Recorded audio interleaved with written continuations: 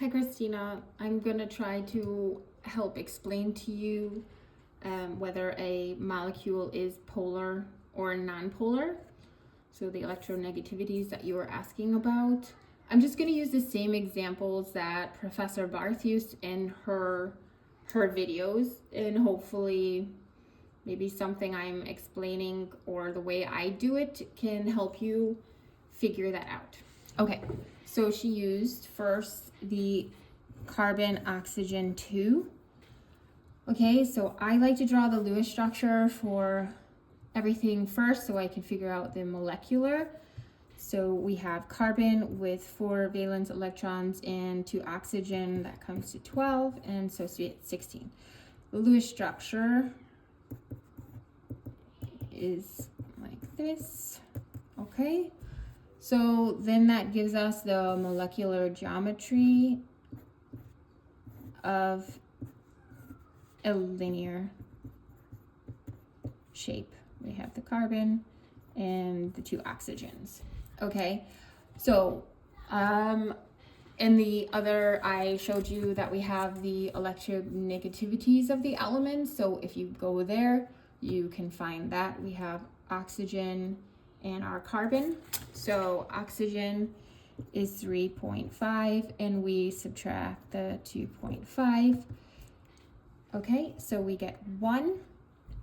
This just tells you the polarity difference. Okay, so if you need to know the polarity difference, this is how you figure it out. But in this case, we're just going to understand that, so carbon is less, so the polarity is going to be pulling towards the oxygen because it is higher, and it's actually going to pull in both directions because we have oxygens on both sides pulling. And because this is a balanced shape, oops, I'm writing wrong, sorry. Because this is a balanced shape, they actually cancel each other out. So this makes that it is a non-polar molecule. Okay.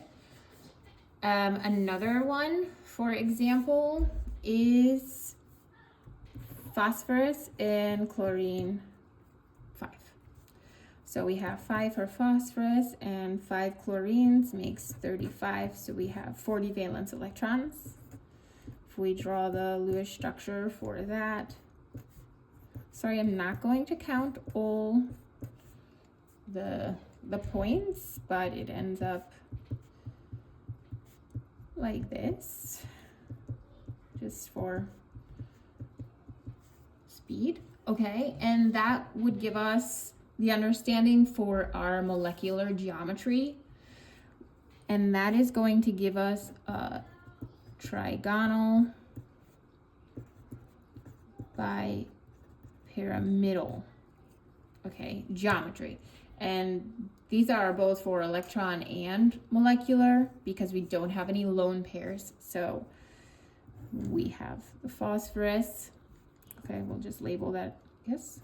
And then we have 2 chlorines on the axial. And we have 3 on the, oh dear, equatorial. Okay. And this again is a balanced shape. So if you wanted to actually know the polarity difference here, you have 3.0 for chlorine and 2.1 for the phosphorus, which is a 0.9 polarity difference. Okay.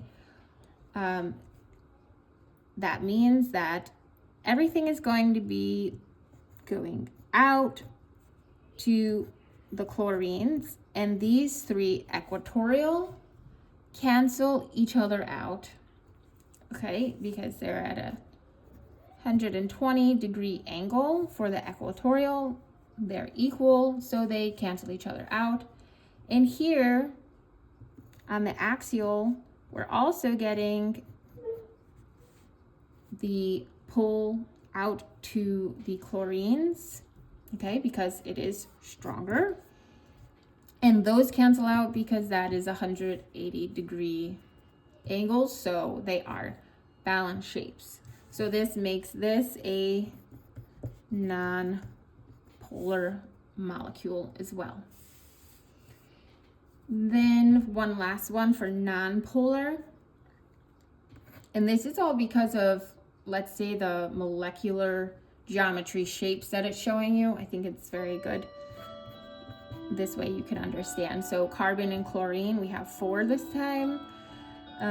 Chlorines, so carbon is 4 and 28 for chlorine, which is 32 valence electrons. If we draw the Lewis structure, we have carbon and our 4 chlorines on the outside. We distribute everything.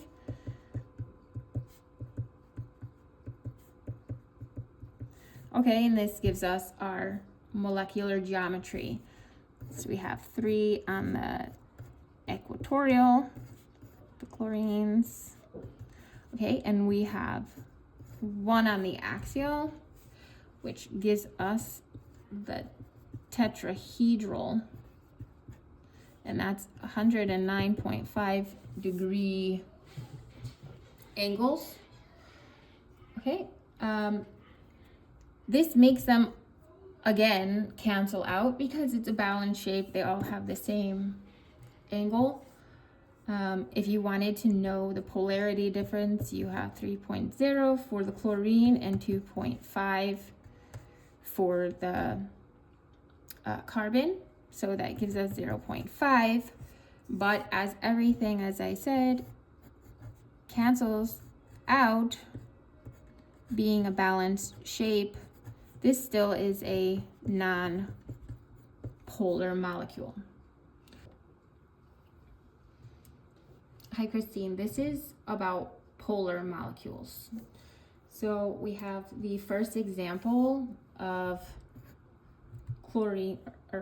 carbon, chlorine 3, and fluorine.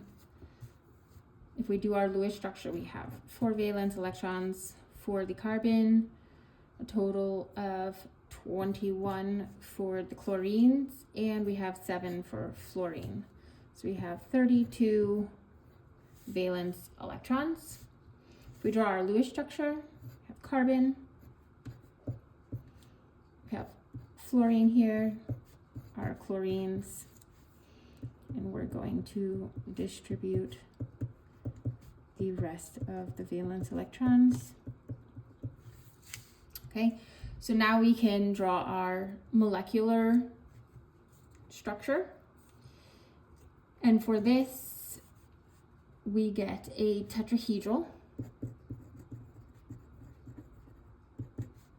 which is 109.5 degrees. Going too fast. So we have our fluorine here, and our chlorines are on the equatorial. Okay, this is still a balanced shape because they all have 109.5 degree angles. But when we look at our polarity difference here, we know that fluorine has the strongest polarity of 4.0, or electronegativity, excuse me, of 4.0, and the chlorine has electronegativity of 3.0. So we have a 1.0 difference in polarity. Okay, so when we're going to look at that, our chlorines are still stronger than the carbon, and that is going to make that the dipole gets pulled to the chlorines, and they cancel each other out, okay, because they're equal and balanced. But the fluorine is stronger, so the dipole gets pulled to fluorine. And if you think of tug of war, well, fluorine is the strongest, and he's going to win that battle. So he is the winner, and our molecule then becomes a polar molecule because fluorine is winning. All right, and now to show you one polar bond because of lone pairs, we have phosphorus and fluorine 3. So phosphorus has 5 valence electrons, 3 fluorines is 21, so we have 26. Okay, if we draw our Lewis structure for this one, we have our phosphorus, our fluorines. This time we'll actually count the valence electrons. So we have 2, 4, 6, 7, 8, 9, 10, 11, 12, 13, 14, 15, 16, 17, 18, 19, 20, 21, 22, 23, 24. And we need 25 and 26 is a lone pair on our phosphorus.